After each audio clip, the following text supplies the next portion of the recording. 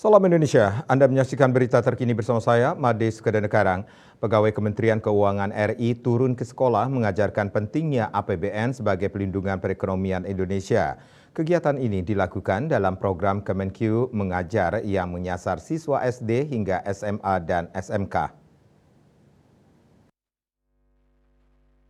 Kementerian Keuangan Mengajar kembali digelar di sekolah. Program yang bertujuan mengenalkan peran Kemenkeu dalam menjalankan tugas negara itu diadakan di sekolah dasar hingga SMA maupun SMK. Salah satunya SMK Penerbangan Adi Sucipto, Yogyakarta, Senin 23 Oktober. Para siswa juga diajarkan tentang fungsi dan peran APBN sebagai instrumen penting menjaga dan melindungi perekonomian Indonesia, serta budaya patuh membayar pajak. Para murid juga diperkenalkan kepada anjing pelacak milik Bea Cukai yang membantu mendeteksi barang berbahaya di bandara dan pelabuhan.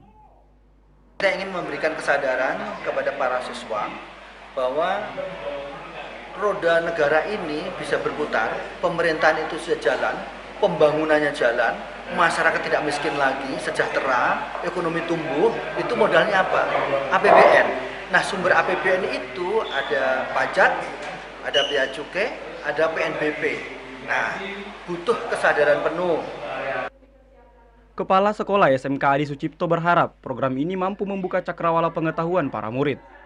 Ini dapat menjadi literasi, menjadikan bekal atau menambah pengetahuan bagi para siswa-siswi, kemudian juga para staf guru dan karyawan. Karena kami juga di sekolah ini, di yayasan juga, itu juga tidak lepas dari Kementerian Keuangan. Kami juga ada saat dari sekolah juga membayar pajak.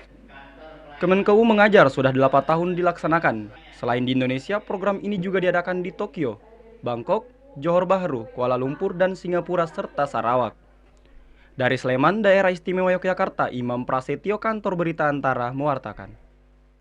Berita terkini bersama Minyak Kapun Gandapati Usada Bali, keluarga sehat. Update terus informasi Anda dengan subscribe dan like YouTube channel Bali TV @News Bali TV. Tetaplah bersama Bali TV. Salam Indonesia.